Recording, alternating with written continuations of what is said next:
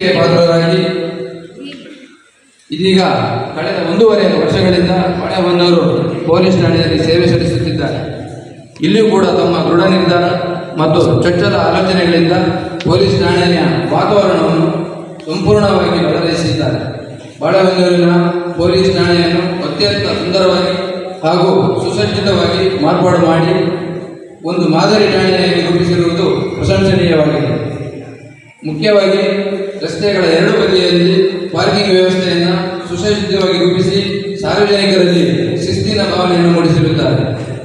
ಜೊತೆಗೆ ಕಾನೂನು ಮತ್ತು ಸುವ್ಯವಸ್ಥೆಯ ನಿರ್ವಹಣೆಯಲ್ಲಿ ತನ್ನದೇ ಆದ ಗುರುತನ್ನು ಸ್ಥಾಪಿಸಿರುತ್ತಾರೆ. ಇಂತಹ ಜನಮೆಚ್ಚುಗೆ ಗಳಿಸಿದ ಶಿಸ್ತಿನ ವ್ಯವಸ್ಥಾಪಕ ಹಾಗೂ ಸಮಾಜಮುಖಿ ಪೊಲೀಸ್ ಅಧಿಕಾರಿ ಶ್ರೀ ರವೀಶ್ ಅವರಿಗೆ ರೋಟರಿ ಕ್ಲಬ್ ವತಿಯಿಂದ ಈ ದಿನ ಗೌರವಪೂರ್ವಕವಾಗಿ ನಮ್ಮ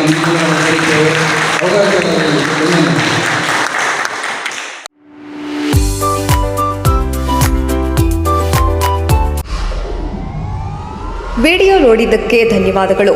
ಮುಂದಿನ ವಿಡಿಯೋದಲ್ಲಿ ಸಿಗೋಣ. ಕ್ಷಣ ಕ್ಷಣದ ಸುದ್ದಿಗಾಗಿ ವೀಕ್ಷಿಸಿ ನ್ಯೂಸ್ ಕರ್ನಾಟಕ, ಸದಾ ನಿಮ್ಮ ಜೊತೆ.